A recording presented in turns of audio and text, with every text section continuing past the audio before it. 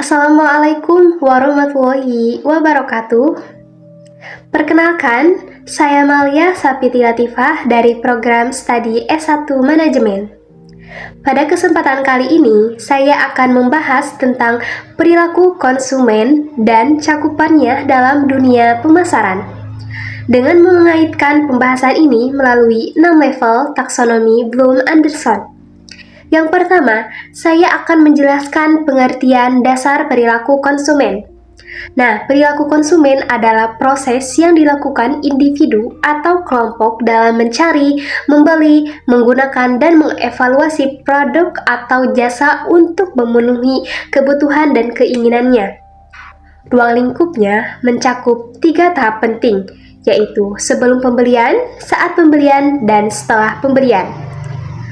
Pemahaman perilaku konsumen membantu perusahaan mengetahui apa yang diinginkan pasar dan menyesuaikan strategi pemasarannya. Selanjutnya, mari kita pahami proses keputusan pembelian konsumen. Terdapat 5 tahapan utama, yaitu yang pertama, pengenalan kebutuhan, dan yang kedua, pencarian informasi, dan yang ketiga, evaluasi alternatif, yang keempat, keputusan pembelian, dan yang kelima itu perilaku pasca pembelian. Melalui tahapan ini, konsumen berproses dari sekedar menyadari kebutuhan hingga menilai kepuasan setelah membeli produk.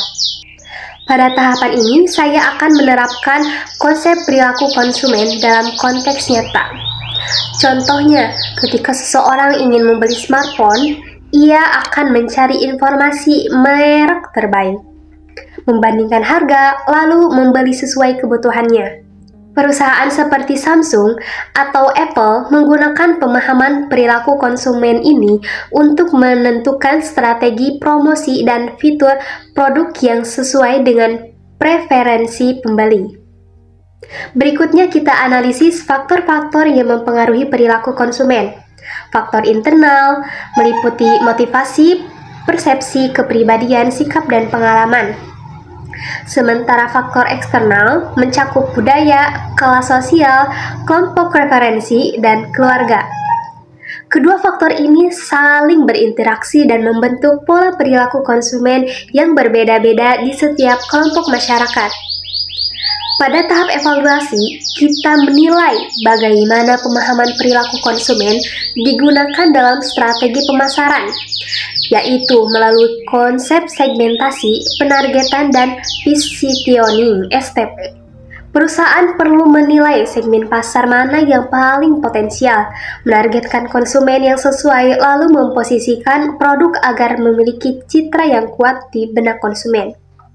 Contohnya, Wardah memposisikan produknya sebagai kosmetik halal untuk wanita muslim modern hasil dari pemahaman mendalam terhadap perilaku konsumennya.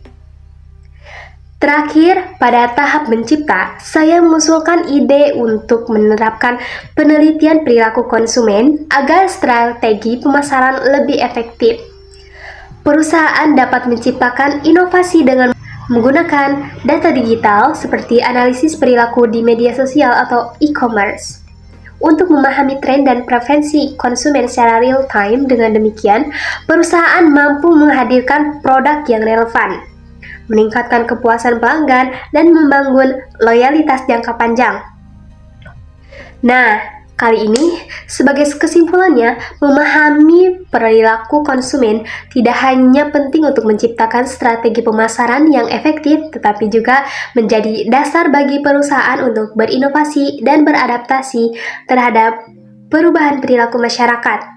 Dengan mengaitkan teori perilaku konsumen ke dalam 6 level taksonomi Bloom, kita belajar bukan hanya untuk mengingat teori, tapi juga untuk menganalisis dan menciptakan ide baru yang bermanfaat dalam dunia bisnis. Sekian dari saya. Wassalamualaikum warahmatullahi wabarakatuh.